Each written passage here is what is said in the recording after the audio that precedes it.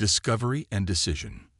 The quantum sensors at Luna Base 1 weren't supposed to detect anything unusual that day. Dr. Maya Patel had designed them to study quantum fluctuations in spacetime, hoping to advance humanity's understanding of faster-than-light travel. Instead, they revealed humanity's greatest nightmare. "These readings can't be right," Maya muttered, her dark eyes fixed on the holographic display floating above her desk. The quantum field distortions stretched across light years, forming patterns too regular to be natural. She'd seen similar signatures in her simulations, but only when modeling the effects of massive objects moving through spacetime. Admiral James Chen stood behind her, his weathered face illuminated by the soft blue glow of the hologram. "How many ships, Doctor?" "At least 300 capital ships, sir. Maybe more.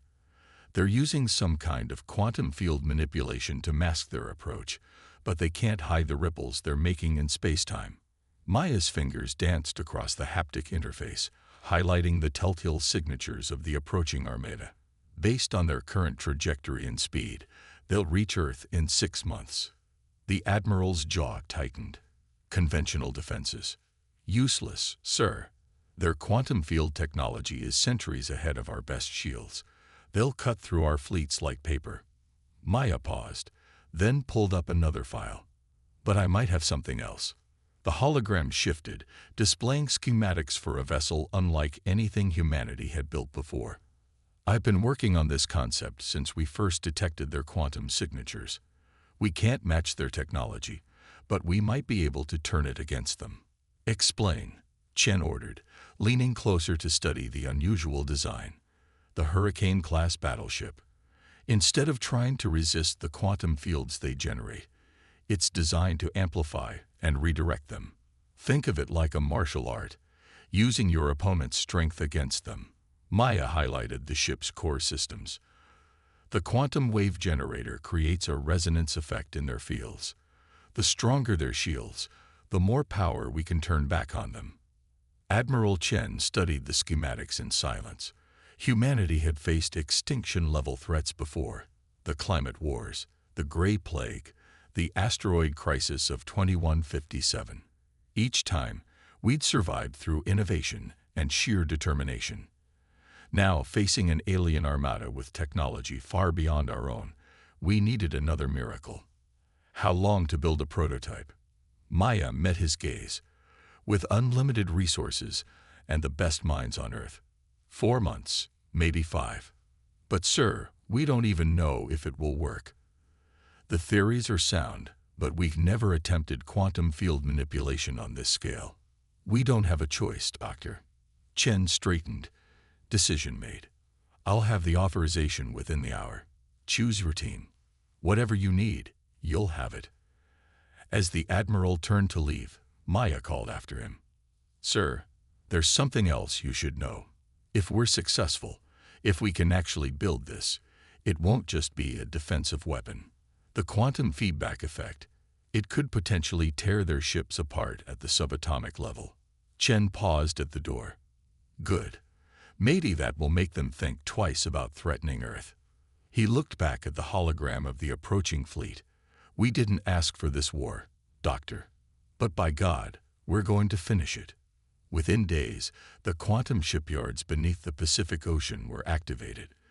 Teams of scientists and engineers from every nation worked around the clock, racing against time to turn Maya's theoretical design into humanity's last hope. The Hurricane project had begun. Continued in Part 2, Engineering the Storm. The quantum shipyards hummed with activity, a vast underwater complex extending for kilometers beneath the Pacific. Through the reinforced windows of her office, Maya watched autonomous construction drones weaving the Hurricane's quantum-sensitive hull using strands of exotic matter barely atoms thick. 3 months had passed since the project's inception, and they were behind schedule. "The quantum field harmonics are still unstable," Dr. Raj Kumar reported, his holographic avatar floating beside Maya's desk. As head of the propulsion team, he'd been working to solve the Hurricane's most critical challenge. "Every time we push past 40% power, the resonance cascades start to tear the test chamber apart." Maya rubbed her temples, fighting exhaustion. "Show me the latest simulation." The air filled with swirling patterns of quantum probability, representing the interaction between the hurricane's quantum wave generator and simulated alien shields. The beautiful mathematical dance ended in a catastrophic collapse of virtual spacetime. "The problem isn't in the math," Raj said, highlighting sections of code. "Your theories are solid. We just can't contain the feedback loop once it starts. It's like trying to hold a tsunami in a paper cup." "Then we don't try to contain it." Maya stood, inspiration striking. "We've been thinking about this wrong. We don't need to control the quantum cascade. We need to ride it." She quickly sketched a new design in the air, her fingers leaving trails of light. "Look at the way their ships move through spacetime. They're not fighting the quantum fields. They're flowing with them. We need to do the same thing, but at a much higher amplitude." Rad's eyes widened as he understood. "Like surfing a wave instead of trying to stop it. But the structural stresses will be enormous, yes, but we can use metamaterials in the hull that become stronger under quantum stress. The worse the feedback gets, the more reinforced the ship becomes." Maya's modifications to the design spread through the project's shared database, triggering automated recalculations. "It could work," Raj admitted, studying the new numbers. "But we'll need a crew with incredible mental resilience. The quantum distortions will affect human consciousness in ways we can barely predict." "I know." Maya had seen the medical reports from their initial tests. Even brief exposure to quantum field manipulation could cause severe disorientation. "That's why we're not looking for traditional military personnel. We need people who can adapt to new ways of perceiving reality." The selection process for the Hurricane's crew proved as revolutionary as the ship itself. Traditional military experience meant less than mental flexibility and intuitive understanding of quantum mechanics. The final crew included physicists, mathematicians, and even a former Buddhist monk who showed remarkable ability to maintain cognitive coherence under quantum stress. Captain Sarah Jung, selected to command the Hurricane, had both a doctorate in theoretical physics and experience piloting experimental spacecraft. "It's like learning to think in 5 dimensions," she explained during training. "You have to let go of conventional ideas about space and time." The breakthrough came 2 weeks later, during a full power test of the quantum wave generator. Instead of trying to direct the quantum fields through conventional control systems, they allowed the crew's trained consciousness to interface directly with the ship's quantum state. "The human mind already operates on quantum principles," Maya explained to Admiral Chen during his inspection. "We're not controlling the quantum fields, we're becoming one with them. The Hurricane isn't just a ship, it's an extension of human consciousness into quantum spacetime." The alien fleet drew closer, their massive ships now visible to conventional telescopes. Earth's combined military forces mobilized, knowing they stood little chance against the invaders' superior technology. But in the depths of the Pacific, humanity's secret weapon took shape, its quantum-sensitive hull reflecting light in ways that seemed to defy physics. Just as they prepared for final testing, the proximity alarms screamed. An alien scout ship had penetrated Earth's defense grid, its course taking it directly above the quantum shipyards. "Time to see if this works," Captain Zhang said from the Hurricane's neural interface chamber. "Dr. Patel, are we ready for an impromptu field test?" Maya looked at the readouts, then at the faces of the crew who had worked so hard to make her impossible design real. "As ready as we'll ever be. Show them what humanity can do." Continued in Part 3. Trial by Fire. The Hurricane rose from its underwater berth like a Leviathan awakening, its quantum-sensitive hull rippling with patterns of impossible color. In the neural interface chamber, Captain Zhang and her crew felt the ship as an extension of their own consciousness, its quantum fields merging with their trained awareness.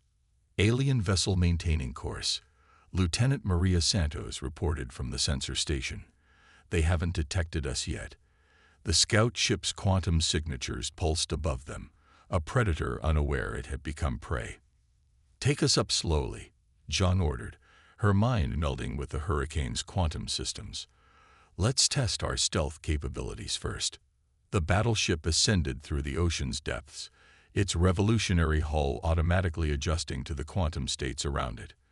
Maya watched from the engineering station, monitoring the quantum wave generator's output. Everything they'd theorized, everything they'd built, would face its first real test. Contact in 30 seconds, Santos announced. Their quantum fields are incredibly complex, layers within layers of space-time distortion. Zhang smiled, feeling the alien ship's quantum signature through the hurricane sensors. Perfect. That just gives us more power to work with. Prepare the quantum wave generator for full dispersion pattern. The alien scout ship passed directly overhead, its sensors probing the ocean below. The hurricane's crew held their breath, watching through quantum-enhanced visualization as the massive vessel's security field swept past them. They're running a deep scan, Maya reported, fingers dancing across her console. Quantum harmonics are starting to resonate. Captain, if we're going to do this. Now. Zhang's command triggered the hurricane's primary weapon system. The quantum wave generator spun up, reaching out to touch the alien vessel's quantum fields. For a moment, nothing seemed to happen. Then reality twisted. The alien ship's quantum fields, designed to bend space-time around it, suddenly found themselves amplified and reflected back. The effect cascaded through their systems, turning their own defensive technology into a weapon against them. Direct hit, Santos called out, excitement breaking through her professional demeanor. Their quantum fields are collapsing. Through the bridge viewport, they watched the alien vessel become visible as its stealth systems failed. The massive ship, easily 10 times the hurricane's size, shuddered as quantum feedback tore through its systems. They're preparing to fire. The tactical officer's warning came just as the alien ship's weapon ports opened. Too late, Zhang said calmly. Their quantum fields are already part of our pattern. The alien vessel's energy weapons discharged, but the beams twisted in impossible ways as they encountered the hurricane's quantum-distorted space. The attacks bent back on themselves, adding their energy to the cascading quantum feedback. Their hull is starting to break down at the quantum level, Maya reported, watching in fascination as her theories proved devastatingly effective. The feedback loop is accelerating exponentially. The alien scout ship tried to retreat, its engines flaring with exotic energy. But the quantum cascade had already progressed too far. Reality itself seemed to bend and tear around the vessel, and then, in a flash of light that defied description, the ship simply ceased to exist, its component atoms scattered across quantum space. Silence fell over the hurricane's bridge, broken only by the soft hum of quantum systems returning to standby mode.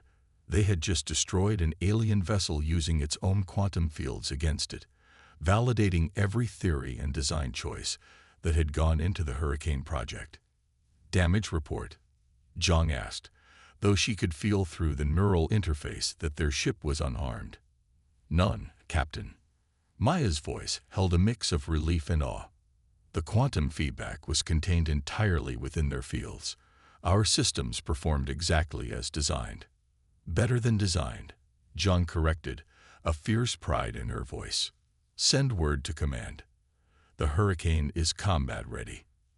As they turned back toward the quantum shipyards, Maya thought about the implications of what they'd just achieved. The alien fleet approaching Earth had no idea that their greatest strength, their advanced quantum field technology, would become their greatest vulnerability. How long until we can begin mass production? Zhang asked, already thinking ahead to the coming battle. Maya consulted her data. Now that we've proven the design works, 2 months to bring the other shipyards online. We can have 5 more Hurricane-class ships ready before the main fleet arrives. 6 ships against 300. Zhang nodded slowly. I like those odds, because now they knew. Humanity's greatest weapon wasn't just the quantum technology they'd developed, but our ability to turn an enemy's strength against them. The Hurricane had just changed the rules of space warfare forever. Continued in Part 4. Eye of the Storm. The news of the alien scout ship's destruction spread through Earth's defense forces like wildfire, igniting hope where before there had been only grim resignation. In the month that followed, 4 more Hurricane-class battleships joined the first: the Typhoon, Cyclone, Tempest, and Maelstrom. Each incorporated improvements based on data from the initial encounter. Admiral Chen stood before the holographic tactical display in Earth Defense Command, watching the alien fleets approach. "They're spreading out," he observed. "They know something happened to their scout ship." "Good." Captain Zhang's hologram nodded beside him. "That means they're worried. The Hurricane Squadron is ready. Admiral, we've run every simulation possible." "This isn't a simulation anymore, Captain." Chen studied the tactical display. "They'll be within strike range in 6 hours. Their fleet outnumbers you 50 to 1. Numbers don't matter in quantum combat, sir." Zhang's confidence was infectious. "The bigger their fleet, the more quantum energy we have to work with. Every ship they bring against us just makes our weapons more effective." The alien fleet's arrival was heralded not by traditional sensors, but by a massive disturbance in spacetime itself. Their ships emerged from quantum-shifted space like a wall of living metal, their hulls gleaming with otherworldly energy. The Hurricane Squadron waited in high orbit, their quantum-sensitive hulls nearly invisible against the backdrop of Earth's magnetic field. Through their neural interfaces, the crews could feel the approaching quantum tsunami of the alien fleet's combined fields. "All ships, battle formation Delta," Zhang ordered. "Remember your training. Feel the quantum fields, don't fight them. Let them flow through you and turn them back." The alien command ship broadcast its message to every communication device on Earth. "Your primitive defenses cannot stand against us. Surrender now, and your species will be preserved as a protectorate of the quantum dominion." Zhang's response was simple: "Begin the attack." The 5 Hurricane-class ships accelerated toward the alien fleet, their quantum wave generators spinning up to full power. The enemy responded with a barrage of energy weapons, but the attacks twisted and bent around the human vessels, their paths distorted by quantum manipulation. "First wave incoming," Maya reported from the Hurricane's engineering station. "Multiple quantum signatures, heavily shielded." "Perfect," Zhang smiled. "Initiate quantum resonance cascade." The Hurricane Squadron's primary weapons activated in perfect synchronization. The space between the fleets seemed to ripple and tear as human technology reached out to touch the alien quantum fields. The effect was instantaneous and devastating. The alien ship's quantum shields, designed to be impenetrable, became conduits for their own destruction. The Hurricane's quantum wave generators amplified and reflected the enemy's defensive fields, creating a cascade effect that spread through their formation like a virus. "By all that's holy," Admiral Chen whispered, watching from Earth as the battle unfolded. The alien fleet's neat formations began to break apart as ships lost quantum containment, their own technology turning against them. The Hurricane Squadron danced through the chaos, their trained crews guiding them through the quantum storm with impossible precision. Each alien ship they encountered added its energy to the cascade, making the effect stronger and more destructive. "They're trying to regroup," Santos called out. "New quantum signatures forming. They're attempting to combine their fields for protection." "That's exactly what we want," Zhang replied. "Quantum wave generators to maximum. Let's show them what happens when you underestimate humanity." The combined quantum fields of the alien fleet created a massive distortion in spacetime, a last-ditch effort to survive. But they had played directly into humanity's hands. "All ships, converge on my position," Zhang ordered. "Maximum quantum resonance. Pour everything you have into their combined field." The Hurricane Squadron formed a perfect pentagon around the alien fleet's defensive formation. 5 quantum wave generators reached out simultaneously, touching the massive combined field the aliens had created. For a moment, space itself seemed to hold its breath. Then reality shattered. The quantum cascade, amplified by the aliens' own combined defenses, tore through their fleet like a tsunami through tissue paper. Ships disintegrated at the quantum level, their atoms scattered across dimensions. Those that tried to escape found their quantum drives useless, transformed into destructive feedback loops by the hurricane's technology. In less than an hour, the battle was over. The mighty fleet of the Quantum Dominion had been reduced to scattered atoms and drifting debris. Humanity's Hurricane Squadron had not lost a single ship. Continued in Part 5. Winds of Change. The aftermath of the battle brought changes no one had predicted. Quantum distortions from the massive confrontation lingered in Earth's orbit, creating aurora-like displays visible even during daylight. But more significant were the changes in humanity's place in the galaxy. 3 days after the battle, the first diplomatic transmission arrived. Not from the Quantum Dominion, but from other species who had been watching. The message was simple. They wanted to talk. "We didn't just win a battle," Maya explained to Admiral Chen as they prepared for the first interstellar conference. "We changed the fundamental rules of space warfare. Every spacefaring civilization has been building bigger quantum fields, more powerful shields. We showed them that strategy is obsolete. The Hurricane Squadron had proven that bigger wasn't better. Adaptation and innovation were the keys to survival. Humanity's victory hadn't just saved Earth. It had demonstrated a new way of thinking about quantum physics itself. The Dominion's ambassadors are requesting a meeting," Chen informed the project team. "Apparently, they're very interested in discussing technology sharing agreements." John laughed. "I bet they are. How does it feel to go from would-be conquerors to supplicants in a single battle?" But Maya saw deeper implications.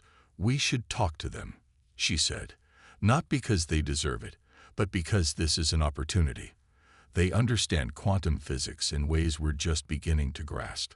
Together, we might be able to do more than just build weapons." The Hurricane Project had started as humanity's last hope for survival. It had become something more. Proof that humanity's greatest strength wasn't our technology, but our ability to look at problems differently, to turn apparent disadvantages into unique solutions. As Maya watched the quantum auroras dancing above Earth, she thought about the future. The Hurricane-class ships had changed everything, not through overwhelming force, but by showing that even the most advanced technology could be countered by innovative thinking. "What do you think they'll remember about this in 100 years?" John asked, joining her at the observation window. Maya smiled. "That when humanity faced extinction, we didn't just survive. We revolutionized our understanding of the universe, and maybe, just maybe, we taught some very advanced aliens a little humility." The quantum auroras continued their dance, a reminder that the laws of physics themselves could be turned in new directions by those willing to think differently. Humanity had earned its place among the stars not by being the strongest or most advanced, but by being the most adaptable, the most innovative, the most willing to challenge conventional wisdom. And somewhere out in the quantum foam of spacetime, the Hurricane Squadron stood ready, humanity's reminder to the galaxy that underestimating Earth would always be a costly mistake. The end.